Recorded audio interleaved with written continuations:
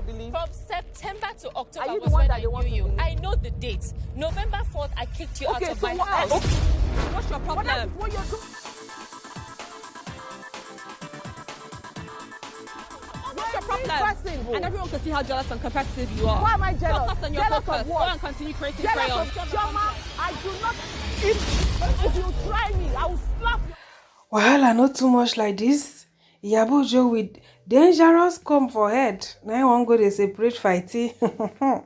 If one comb shook person there, it don't finish. Alright, we'll start the reunion from the beginning.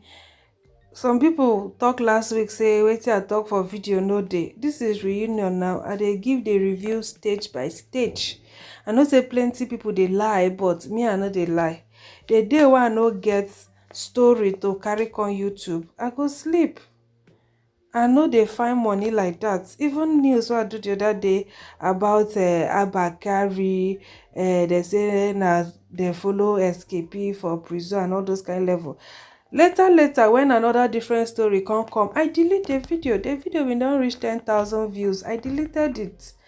I know they find money like that, I beg.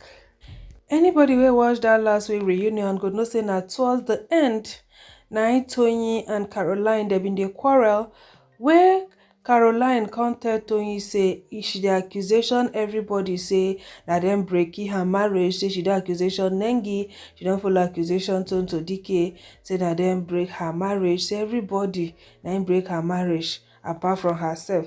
Say even the man say na married man.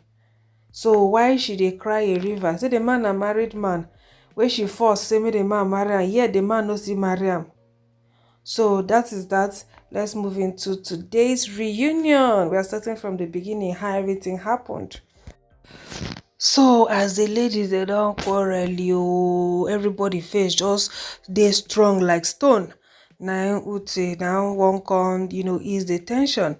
Now you can say the moment when you be enjoy the most is say na that billionaires club where they go for Dubai. Say if to say him be the real housewife of Lagos, say now which character na him for be? Some people say it for be Toyin with a little mix up of Chioma.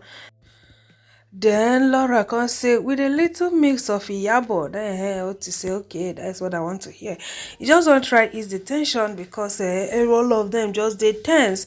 Now so their face is just strong like stone. So now then the reunion start for today. Modish for now they go. So as everybody come, put mouth now to come ask Caroline. Say Caroline, you no talk anything. Who you for like might be like. Then she said for like me, you just be something new. So they can show clip where Tony they talk say Chioma love to make a grand entrance and all that. That's why she love coming late. So they can see show when Chioma they talk say that anytime she comes, she go still make that grand entrance. So she doesn't need to come late. So now Tony can they talk say when it comes to fashion, nobody can outshine her. Say she's the king of fashion. Now Chioma took on the talk for her own side too. When I mean her own side, I mean diary room. Not like some of the things they were saying to each other, while others they were saying it in the diary room. So Naita Chioma can say that she won't go to compete with Tony for fashion. What is there to compete with? So they can play the clip. Now Uti can ask them question about the video. Now Chioma can say she be person where they like to look good. And her style they different from Tony's style. That she just dey dress, dey focus on her focus. She know they do say she want to shine anybody. She just love looking good because she knows say looking good is a good business. But now when she come dey watch the show, they see how Toyi they say nobody can outshine me, that she find that a bit surprising. Because she be not even dey watch wetin Toyi they do. She just dey dress her own, they come. So Toyin say wetin make her talk like that. Say where they be go Laura fashion show. Say she go hide the put powder. That's Chioma go hide the put powder. Now she go on the wonder say, is it that this girl just like to make a grand entrance, go? But them they talk and there. Now it's a Chioma can interrupt her. Say you been there rude to me because you tell me say me I can't say the raw powder. Am I that ugly? Why we go use such statement on me? Why you go use stop bullying statement on me? Now into you can't say that waiting Chioma been talk we make her can't talk that one. So Uti can't ask Tony say when Chioma make the statement, say what's there to compete with how Toyin feel. Now Toyin can't talk say that she didn't like it because her own personal style did different from wetin she dey style people. Say she don't style Iyabo for years, she don't style Laura, she don't style many international celebrities for years, but wetin she dey do for them dey different from her personal style.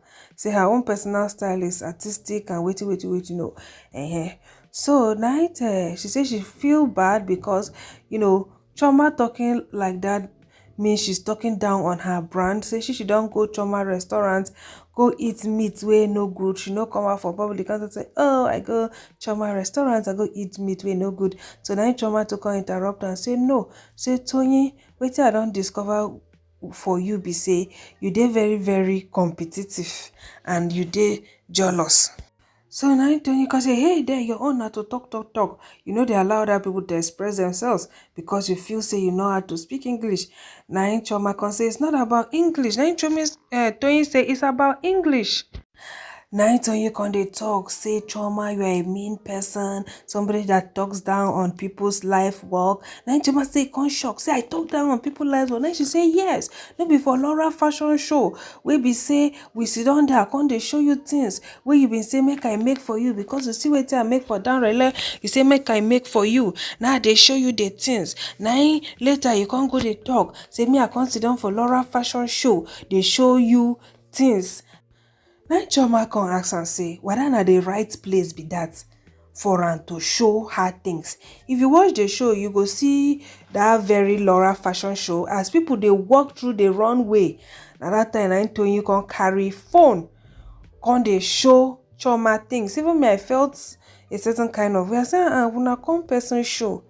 Why distracting other people? How many of una dey there? These people where they runway, then they work out there for una to see now. Why can't they show Chioma things for phone? So even Chioma felt a kind of way and she said it in the diary room.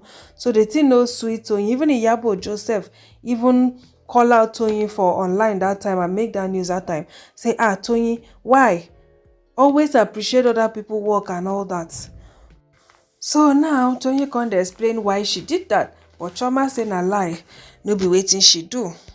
So Toyin say for Laura fashion show, so she was just showing Chioma some fashion inspiration. Say she know they carry her own collection for phone, but Chioma go talk say she was showing her collection on the Laura's fashion show.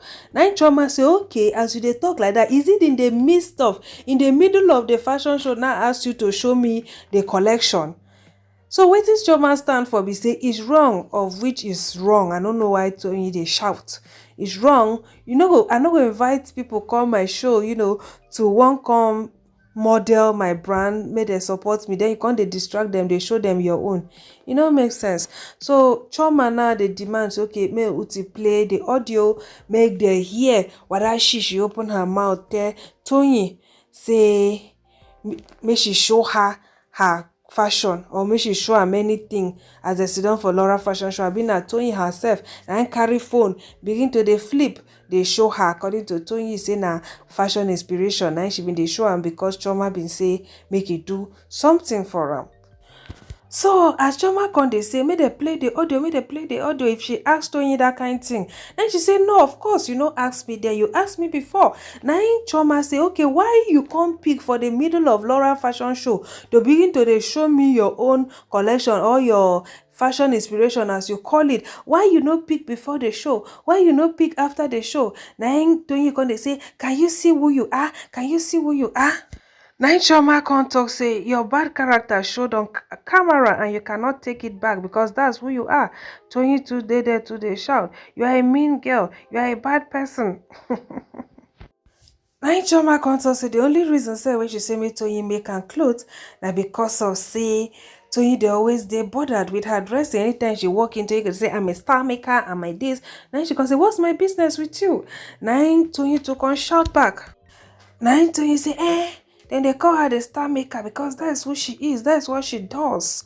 So now Miriam can say, I beg, they have to move on now. Say make camera cut. Say they have to move on. Now Uti say, thank you, Miriam. They say me they move on. Toyin don't call Chioma Olushi. Now Chioma say jealousy. Now Toyin say, jealous of what? Chioma say you are jealous. Even of your friend Laura, jealousy. You kept on comparing your child to her child. Now so they say you are evil. Now Chioma say everybody can see how jealous and competitive you are. Focus on your focus. Miriam converse stand up come out say when they are ready they should let her know. So Toyin say I design your pink suit, I design your boot in Dubai, but I'm jealous of you.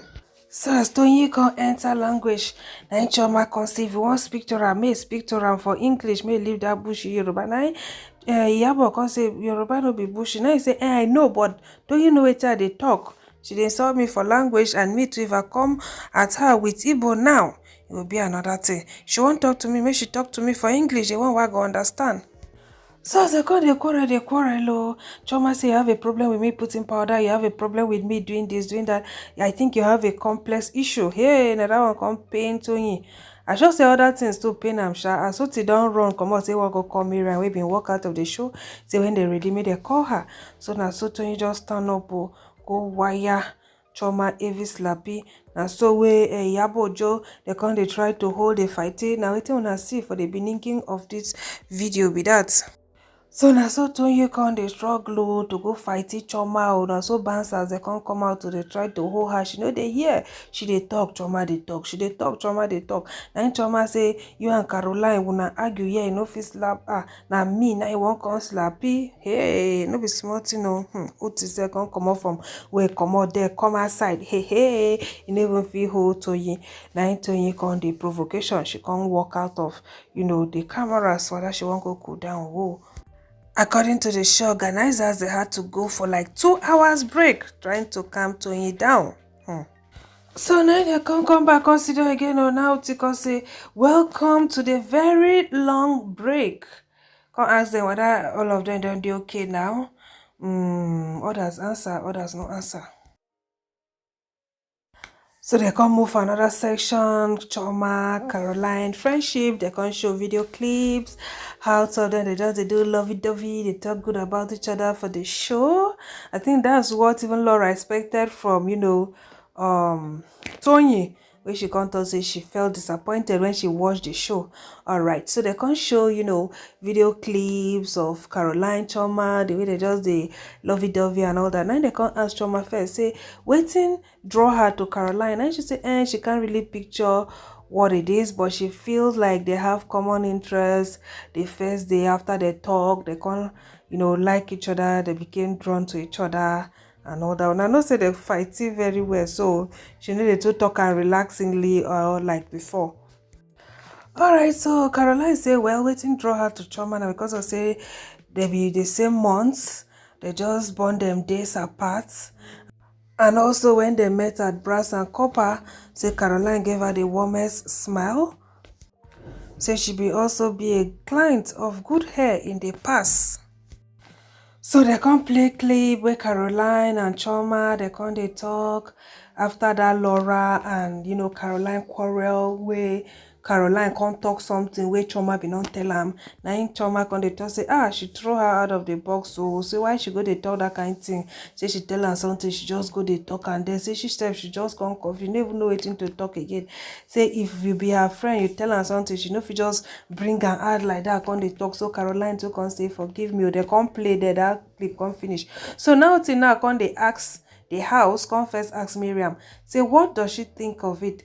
I be make of it. Now Miriam can say, well, for her, if she tell you something as a friend, she no go want me you carry on, can't talk. So they can't ask Iyabo Joe, say, what did you make of it? Now Iyabo Joe can smile. Now Uti can say, what do you make of it? Then she say, that is what I make of it. Can say, oh. So Uti can ask Iyabo Joe, say, if they say me translate waiting you do to what, waiting it go be. Then she say, well, in fact, some marriage, she say it's a girl thing that girls they do it, so Tikon asked Chioma, say when their relationship get cracked. Then Chioma say, well, she don't know because after Caroline apologized to her, after she talk with him, she tell him for public, say she moved on from there. So he can't ask Caroline, say when you can't start to look out for red flags for your relationship with Chioma. Now Caroline say, me I no look out for any red flags because Chioma didn't really give me any problem. There has to be something before you can start looking out for red flags. Now you can say the only person where she should be looking out for was, Laura. because of say she and Laura they been get issues. So they can't talk about how they pray. They say they no want drama for Dubai. At the end of the day, they can't bundle all the drama, go to Dubai. So be like say their prayer no reach God ear. So now they can't play clip of Caroline talking about her missing bracelet. Then they can't see play clip of Miriam complaining about her room. So Miriam can't talk say those emotions I saw there were pure, genuine emotions, that she was not happy because she been win the game for Nigeria, and the agreement be say after Tony's room now her own could be the biggest. So at the end of the day, Tony can go give am kiddies room, say she no like am, that they were pure emotions. Now Tony can say, so as you sleep for the room now, you don't buy. Shebi you don't carry the room go Nigeria. Now she can't tell, say Miriam shut up. Now Miriam took on the text Tony say shut up. Before you know, two of them they come they fighty, like play kind of friendship fighty. So later they come they talk about Iyabo Caroline matter. So Iyabo come they talk say she was genuinely, looking out for Caroline, because many complain they come out even from the crew, say Caroline go say she no want film, she don't tire with the show, she don't do this, she don't do that. So she go they make excuses for her because she been see Caroline like her own person. But now the one way Caroline come flip on her, come they shout, you are doing too much, just because of say she they look out for Caroline, say her head scatter. Say her hair scatter, and she be this kind of person wey be say if she vex, she need time to heal, no just come to her come dey apologize or do this. Even the gift say wey Caroline bring, say she be no even wan collect am sef. Say na Chioma do am eye, say make she collect am. He say even when Tony wan open the gift sef, he say she even tell Tony say the gift dey annoy her. Say she be this kind of person wey be say if she don vex, say she need time to heal. When she don heal, she go come back to her natural self. So na Caroline too come dey talk say see wetin happen, my apologies was genuine, before you know, Miriam say she has gifts for Caroline. Say whether Oti go fit help and carry am behind the chair, say because of her clothes she no fit stand up, Oti can't help and go carry the gifts, can't give Caroline. So then she can't say make Caroline open the gifts there. So then Caroline can't say to abi na the hair tie why I give you, abi na X toy, all those kind of level. Now she said to just open them. Now Miriam can say the reason why she dey return these gifts now because of say Caroline, the day when they come dinner for her house, Caroline go dey tell Chioma, say dey careful oh, this Miriam they do juju oh, no open water a certain way oh, keep your bag here oh, do like this oh, that they be no even one come safe. Say na so Caroline, now Caroline can say me Chioma, me. Now wetin I talk be that my correct people them. These two friends, their friendship don't scatter oh, secret don't they leak everywhere. Now Caroline come they say, Chioma, why are you like this? Chioma, why are you like this? Now Chioma too come follow the talk oh, say she should be no know anybody, now only Laura alone, now she be no. Say so Caroline come they tell them about her friendship with Tony and all that. Even when Miriam come on board, say Caroline come tell and say she no like Miriam vibes. Now Caroline come shut up Chioma, come say Chioma, no be you been tell me say we no be friends with Miriam because you no want me Miriam be one of the wives. Now Chioma come say Jesus, Caroline you can lie. Say they cancel Miriam dinner because of say King been by, so they block road, and also Tony break leg. Iyabo travel outside country, so not only Laura, Chioma and Caroline are supposed to go to dinner. So Caroline come they tell and say may no go. Say how these Lagos girls and they do juju. Say if she go, the bottle water where they go give her, make she open them by herself. Make she no eat. Make she just say her belly they pain her. But Chioma, I'm so disappointed in you. Even if Caroline been tell you something, because of say when I don't fight, you can't carry on all go they tell these other people. Haba, and now you they talk of girls code. No, Chioma, you don't fall my hand, honestly.